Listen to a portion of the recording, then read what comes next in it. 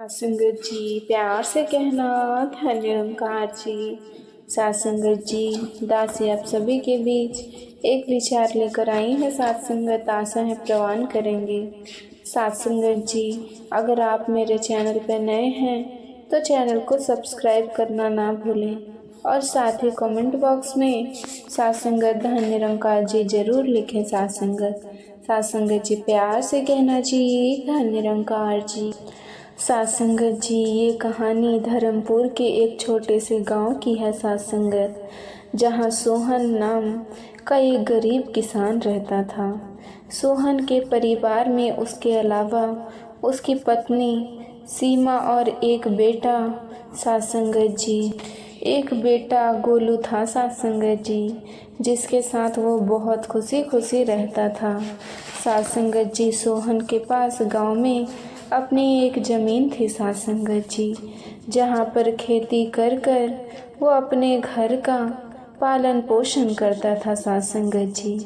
परंतु उसकी वो ज़मीन पहले की तरह उपजाऊ नहीं रही थी सासंगत। धीरे धीरे उसकी ज़मीन से फसल की पैदावार कम होने लगी थी सासंगत जी। एक दिन इसी चिंता में वो अपने ज़मीन के पास बैठा होता है सासंगत और कमाने का कोई और जरिया सोचने लगता है। सासंगत जी दिन प्रतिदिन मेरे इस ज़मीन से उगने वाली फसल कम होते जा रही है। लगता है मुझे अब कोई दूसरी ज़मीन लेकर काम करना होगा सासंगत, या तो कोई और जरिया ढूंढना होगा कमाने का।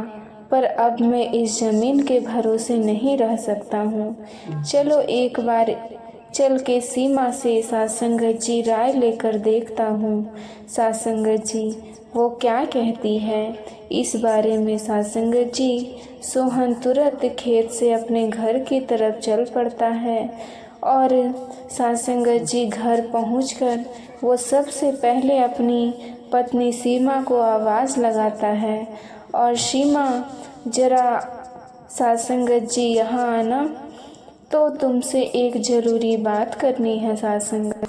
सोहन की आवाज़ सुनकर सीमा वहाँ आ जाती है। सासंगत बोलिए आपने मुझे बुलाया क्या? सासंगत जी हाँ सीमा, मुझे तुमसे एक ज़रूरी विषय पर बात करनी है और तुम्हारी यह जननी है सासंगत। सासंगत जी हाँ बोलिए क्या बात है? सीमा तुम तो जानती हो हमारी ज़मीन अब पहले की तरह इतनी उपजाऊ नहीं रही है सासंगत, और अगर मैं ज़्यादा खाद वगैरह डालने की कोशिश करूँगा तो कहीं उसकी मिट्टी और ख़राब ना हो जाए साथ। इसीलिए सोच रहा हूँ कि कुछ समय के लिए उस ज़मीन पर खेती करना छोड़ दूँ सासंगत जी। हर साल थोड़ी थोड़ी खाद उसमें डालता रहूँगा, जिससे कुछ सालों बाद वो पहले की तरह उपजाऊ हो जाएगी सासंगत जी। फिर उसमें खेती करना शुरू कर दूँगा। हाँ यह ठीक रहेगा, इससे आपकी ज़मीन भी सही रहेगी और उसमें उगने वाली फसल भी। हाँ पर तब तक मैं क्या करूँ, क्योंकि मेरे पास दूसरी तो कोई ज़मीन नहीं है, तो घर का खर्च चलाने और गोलू के पढ़ाई के लिए कहाँ से पैसे जुटा पाऊँगा सासंगत।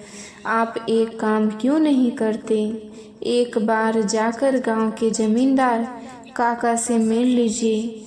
वो तो बहुत अच्छे और नेक दिल के हैं, वो आपकी ज़रूर मदद करेंगे। हाँ सीमा यह ठीक रहेगा, क्योंकि काका अगर कोई नया काम भी करने बोलेंगे तो उसमें भी मेरी मदद कर देंगे। ठीक है सीमा, तो मैं कल सुबह सुबह ही काका से मिलने उसके घर चला जाऊंगा सासंगत। सासंगत जी अगली सुबह सोहन ज़मींदार से मिलने उसके घर के लिए चल पड़ता है। ज़मींदार के घर के बाहर पहुंचकर वो ज़मींदार को आवाज़ लगाता है, क्या आप घर पर हो? सासंगत जी सोहन की आवाज़ सुनकर ज़मींदार बाहर आता है। अरे आओ सोहन बेटा, बोलो क्या हुआ, कुछ काम था क्या? हाँ काका आपकी एक मदद चाहिए थी। हाँ बोलो ना बेटा, मैं किस प्रकार तुम्हारी मदद कर सकता हूँ। सासंगत जी, सोहन फटाफट से जमींदार को अपने खेत की हालत बता देता है। तो इसमें परेशान क्या होना बेटा, काका मेरे पास एक ही ज़मीन है जिस पर खेती कर मैं अपने घर का खर्चा चलाता हूँ सासंगत। और मैंने आज तक खेती के अलावा कोई दूसरा काम भी किया नहीं। तो अब यही समझ नहीं आ रहा है मैं क्या करूं। बेटा, खेती के अलावा दूसरा काम क्यों करना। तुम एक काम करो, मेरे पास गांव के बाहर एक ज़मीन है सासंगत, तुम उस पर खेती करो। काका, पर इससे तो आपका नुकसान हो जाएगा। नहीं बेटा, कोई नुकसान नहीं होगा।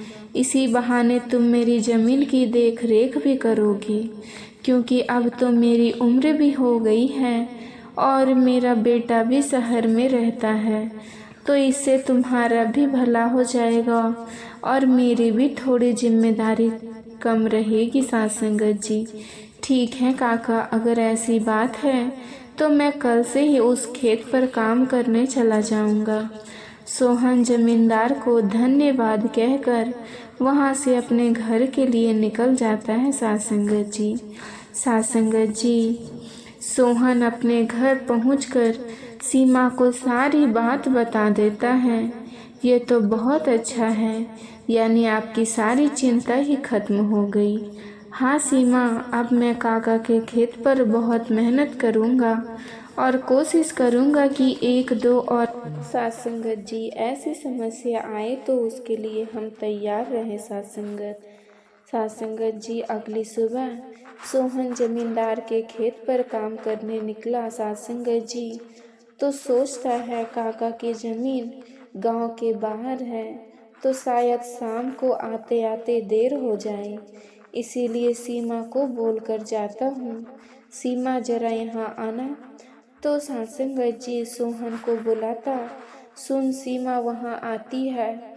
बोली, आपने बुलाया मुझे।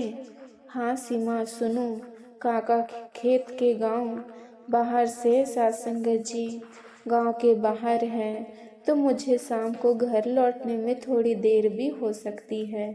तो अगर मुझे देर हो जाए तो तुम और गोलू खाना खाकर सो जाना, ठीक है। पर ध्यान रखना, और हाँ, 1 मिनट रुकना, मैं आपके खाने का डिब्बा लेकर आता हूँ सासंगत, वो लेकर ही जाना। फिर क्या था सासंगत जी, यहाँ पे सासंगत जी, सासंगत जी, वह लेकर ही जाना। फिर क्या था सासंगत जी। सोहन अपना खाने का डिब्बा लेकर गांव के बाहर वाले सासंगत जी जमीन पर काम करने चल पड़ता है। चलते चलते कुछ समय बाद वो गांव के बाहर वाली जमीन पर पहुंच जाता है। चलो, अब पहुंच गया हूँ तो फटाफट से खेत पर काम करना शुरू कर देता हूँ। सासंगत जी, सोहन अपनी कुदाल उठाकर खेत पर काम करना शुरू कर देता है। सोहन को अभी काम करते कुछ समय हुआ ही था कि तभी पीछे से एक सांप आकर उसे काट लेता है सासंगत जी। सासंगत जी, सांप के काटने के कुछ समय ही सासंगत जी सोहन चक्कर खाकर वहीं गिर जाता है। सासंगत जी, यहाँ सोहन सांप के काटने से बेहोश हो चुका था, पर गांव के बाहर होने के कारण उसकी खबर अब तक उसके घर वालों को नहीं चली सासंगत जी। सुबह की अब रात हो जाती है और सासंगत जी सोहन का इंतजार कर रही थी। माँ को सासंगत जी इतने परेशान देख सासंगत जी गोलू पूछता है, क्या हुआ माँ, पिताजी अब तक क्यों नहीं आए। बेटा, तुम्हारे पिताजी आज काम करने जमींदार काका के गांव के बाहर वाली जमीन पर गए हैं और उन्होंने मुझे बोला भी था कि उन्हें आते आते देर हो जाएगी, पर अब कुछ ज़्यादा ही समय हो गया है। सासंगत जी, माँ आप क्यों फिक्र कर रही हो, पिताजी ने जब बोला था कि उन्हें आने में देर होगी तो कुछ सोच समझ कर कहा होगा। एक काम कीजिए, आप जाकर सो जाइए। गोलू की बात सुनकर सीमा अपने कमरे में सोने के लिए चली जाती है।